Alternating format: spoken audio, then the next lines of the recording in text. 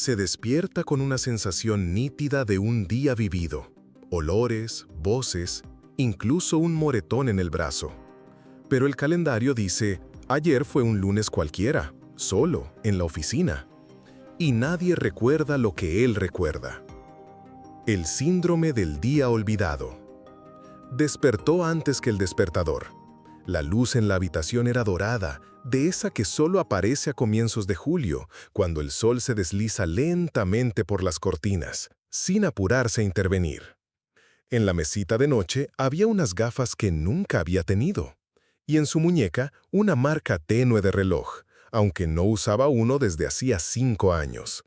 Se sentó en la cama y se quedó quieto un momento. Olor a jazmín, trinos de pájaros, y un recuerdo claro. Una niña con pecas le tomaba la mano mientras cruzaban la calle cerca de la estación. «Papá, no me sueltes», dijo ella. Recordaba la voz, la palma, el taconeo de una mujer detrás, el sol golpeando el asfalto y un billete arrugado en su bolsillo. Se acercó al espejo. En el puente de la nariz, una marca de gafas de sol. Pasó el dedo. La marca no desapareció. En la cocina, hervía la tetera, como si se hubiera encendido sola. La mesa estaba vacía, pero él sabía que había habido café, negro, con canela. Una voz femenina había dicho, «Espérame en el andén, te encontraré». Revisó el calendario. Un lunes común. En su agenda, reunión a las 11. En el teléfono, ninguna foto nueva, ninguna llamada. Pero su memoria insistía. Ayer fue un día. No trabajo, no metro, no silencio de apartamento. Un día, real, lleno. Recorrió todo el apartamento como si algo se le escapara. En el baño, olor a otro jabón. En el cajón, una servilleta con un moñigote dibujado por una mano infantil. Se sentó en el alféizar y miró la calle. La gente caminaba apurada, como si nada hubiera cambiado. Pasó la mano por el cuello y sintió una cicatriz delgada. No estaba ahí ayer. Entonces susurró, «¿Dónde estuve?». Nadie respondió, pero por dentro todo vibraba. Había vivido un día que nunca ocurrió y quería recuperarlo. Empezó por la cafetería. En su memoria estaba en la esquina entre la panadería y la librería. Un cartel de madera descolorido, una puerta de vidrio, un chirrido al abrir. Olía a canela y gofres quemados. Ella estaba sentada frente a él, en una mesita. Reía, se acomodaba el cabello y decía, «El café no es para impresionar, solo debe calentar». Recordaba ese momento con nitidez. Incluso el vapor subiendo desde la taza, temblando levemente frente a su rostro. Fue caminando, sin mirar la hora. 3 cruces, un viejo aparcamiento con asfalto agrietado y el giro. El lugar estaba, pero la cafetería, no. Ahora había una farmacia. Vidrio pulido, puertas automáticas, logotipo brillante. Se detuvo frente a la entrada. Parecía que si observaba con suficiente atención, aquella escena surgiría detrás del reflejo. Pero solo se veía a sí mismo. Entró. El lugar donde debía estar su mesa estaba ocupado por una estantería de vitaminas y productos para las articulaciones. Se quedó allí un rato, luego salió. Dio la vuelta a la manzana. Entró en la panadería. El interior había cambiado. La dependienta era otra. Preguntó por la antigua cafetería. La mujer se encogió de hombros. «Aquí es farmacia desde hace 6 años. Quizá la confunda con otra calle». Salió a la acera. Sobre un banco había un vaso de cartón. Lo tomó. Olía a canela. En el fondo, raspado con bolígrafo de gel, decía AW. No sabía qué significaba, pero en esa otra vida, en ese día, alguien se había llamado Abby o algo así, no estaba seguro. El nombre se deslizaba, pero la sensación permanecía. Dejó el vaso en su lugar. Las huellas en la arena no duran mucho. Pero mientras el viento no las borre por completo, siguió caminando, a lo largo del recuerdo que no existió. Recordó su voz antes que su rostro. «No me sueltes», había dicho ella. No sonó como una súplica, sino como una condición. Como si al soltarla, todo desapareciera.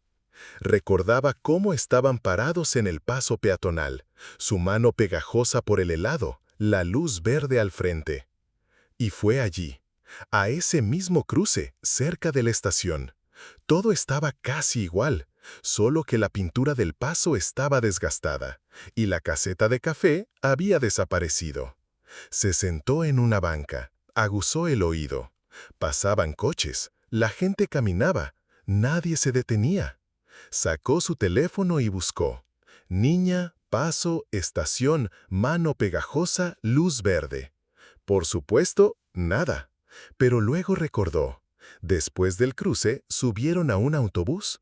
Le sostuvo la mano todo el trayecto.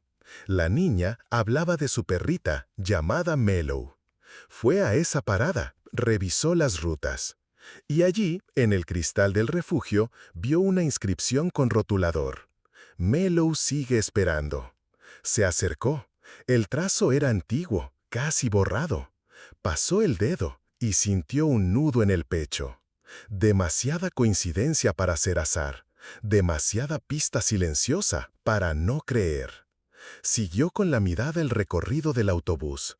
12 paradas. Viajó hasta el final. Y bajó junto a un colegio. Vacío.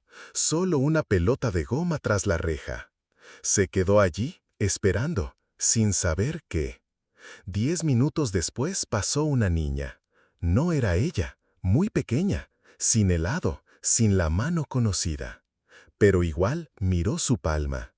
Y por primera vez comprendió. No solo recordaba, extrañaba. Aquella mano que había sostenido. La que podría haber sostenido si en algún momento hubiera girado hacia otro camino. Encontró la grabación por casualidad. En el sitio web de la estación de trenes había una sección de archivos, mayormente para quejas y objetos perdidos. Pasaba las fechas sin saber qué buscaba, hasta que dio con una cámara de vigilancia. Indicaba, Andén 6, 1742, fallo del sistema. Hizo clic. En pantalla, él, de pie al borde del andén, una bolsa junto a los pies, vestido de verano, mirando el tren que se acercaba. No recordaba eso. La grabación duraba 9 minutos. Todo ese tiempo, él permanecía allí. Una vez saca el teléfono, lo mira, lo guarda. Detrás pasa gente. Uno lo saluda con la cabeza. No responde. Luego llega el tren. Se abren las puertas. Flujo de pasajeros. Y él no sube. Solo se da la vuelta, lentamente, y se aleja en dirección contraria. Vio el video 2 veces, luego una tercera. Recordaba ese día, la fecha. El recuerdo subía desde el fondo. Iba a viajar a otra ciudad. ¿Para una entrevista? ¿O para verla a ella?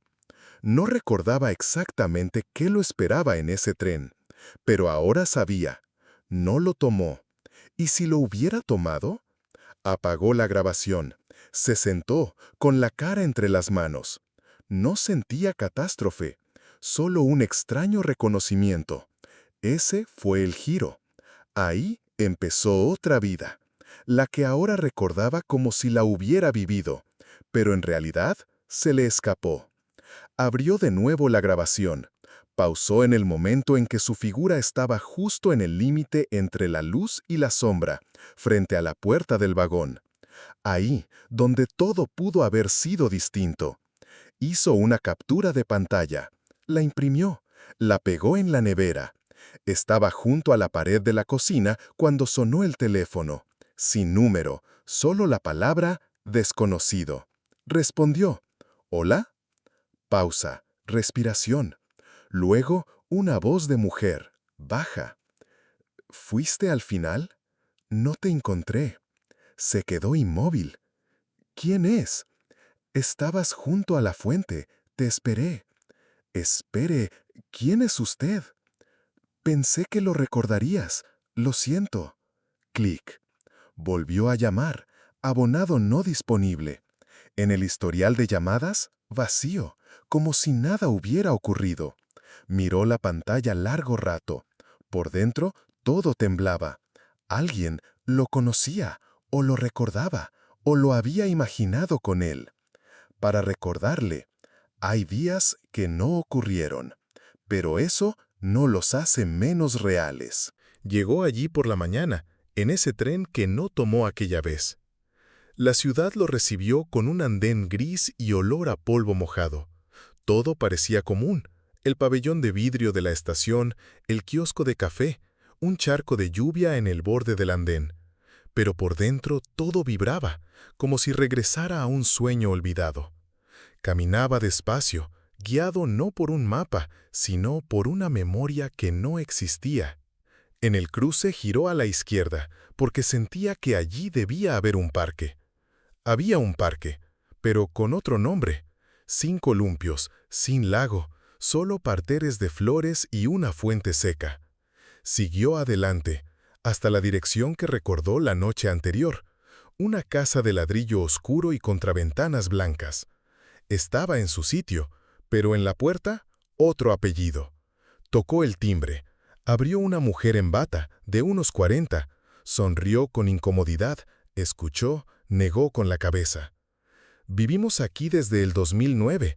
Antes, creo que una pareja sin hijos. ¿Estás seguro de que es aquí? Agradeció y se alejó. Luego fue la cafetería.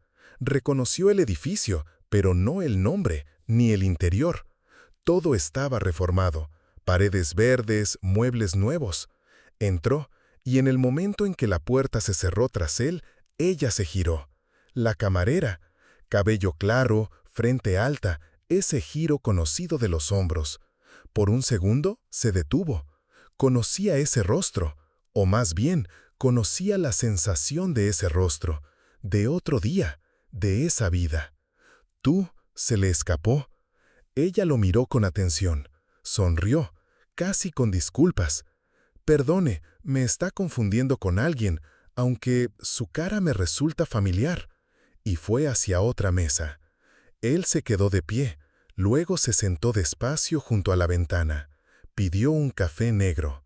Por dentro todo se resistía, como si hubiera entrado en un lugar donde nunca lo esperaron, donde casi fue reconocido, casi encontrado, y al instante, perdido. Al salir, se detuvo junto a la pared, donde, en su recuerdo, alguien había dejado una inscripción. Ahora solo yeso pintado. Pero pasó la mano y sintió que no buscaba personas ni lugares, sino una vida que no lo eligió. Se quedó allí un rato, luego sacó una foto de la cartera, esa misma imagen del andén. Se miró a sí mismo, de pie junto al tren, y dijo en voz baja: «Está bien, me quedé entonces». Y ahora sabía por qué. Regresó a casa sin desilusión. No con respuestas, con silencio. Pero era otro tipo de silencio. No el que oprime, sino el que permite quedarse. El apartamento lo recibió con sombras familiares. La bombilla del pasillo seguía parpadeando.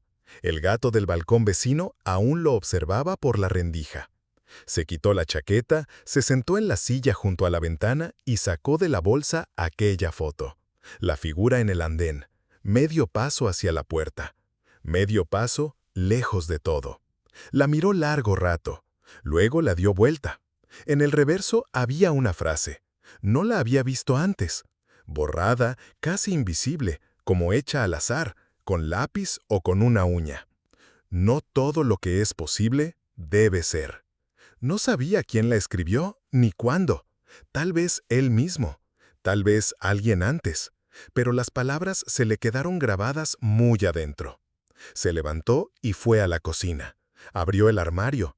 Sacó la taza, esa de la que siempre tomaba por la mañana. La puso sobre la mesa. Fue a la cocina, encendió la tetera. Los movimientos eran familiares, casi automáticos. Luego extendió la mano hacia el frasco de café. Estaba vacío. Se detuvo. Se quedó allí con el frasco en las manos, como esperando que se llenara solo. Lo volvió a colocar. Lo abrió de nuevo. Nada. Exhaló, dio un paso hacia la mesa y con el codo golpeó la taza.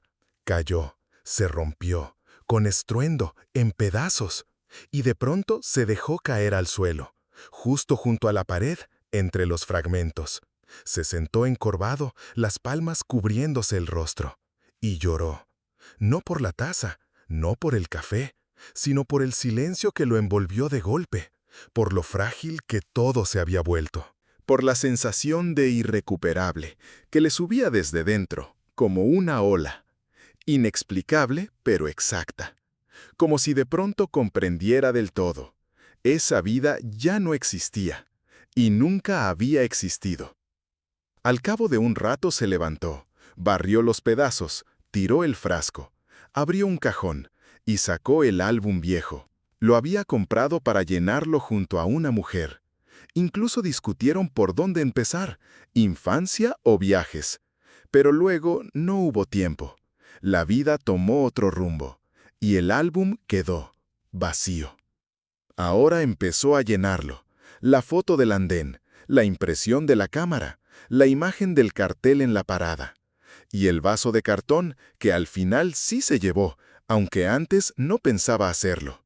No puso títulos, solo las fue guardando. No como pruebas, sino como recordatorios. De una vida que no ocurrió, de una mano que no sostuvo, de una chica que no conoció, de una ciudad a la que no fue. Cerró el álbum, lo puso en el cajón del escritorio y luego sacó otro, con fotografías reales.